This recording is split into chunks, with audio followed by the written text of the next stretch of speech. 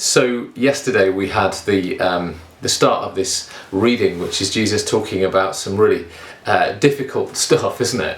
And what I wanted to talk about today a little bit was something that I call, and I kind of see like prophetic horizons. If you climbed a mountain, and the last time I can remember us doing this, we did this with our kids. We went up the Old Man of Coniston in the Lake District. And I think Emmy was 6 at the time, and she's not really climbed a big hill, a big mountain in her own strength before. And she couldn't get used to the idea that it looks like you get into the top, you see a horizon, don't you, on the way up a hill or a mountain, and then you get there, and then it just reveals another one, and another one, and another one. And she wanted to know how many, how far would she have to walk, how long would it take, and we didn't know, we couldn't tell her, and it was difficult for her. But we split the walk up into hitting the next horizon, reaching the next bit. And you know, the reason we can't see is that there's a peak in front of us that blocks the bigger one behind. And sometimes when we see these prophetic words and we're kind of like, well, what's going on? This is what's happening. In some of what Jesus is saying, there's a prophecy that has yet to happen. He's alluding to the end of all things.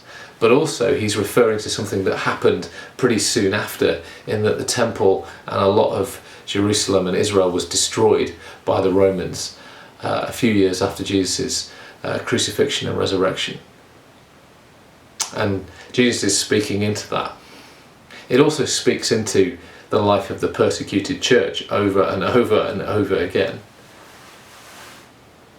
When we read the Bible, it applied in its time, it landed where it was written.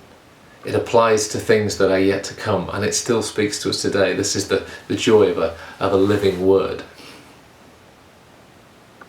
But as we look at, and we have jumped in at kind of some little difficulties, it's not an easy text to start with.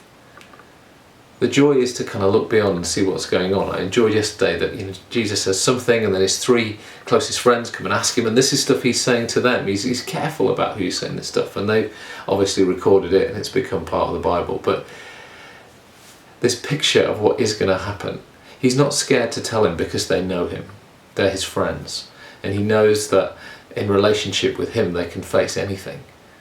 And as we face a difficult time, he's confident that in his strength and with him we can face anything.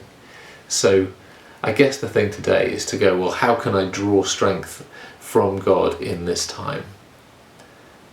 And enjoy how others have done that in the past and how you and others will do so in the future.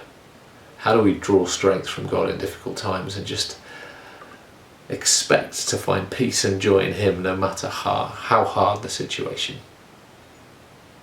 That'll be my prayer for us all today, that we find a way to do that.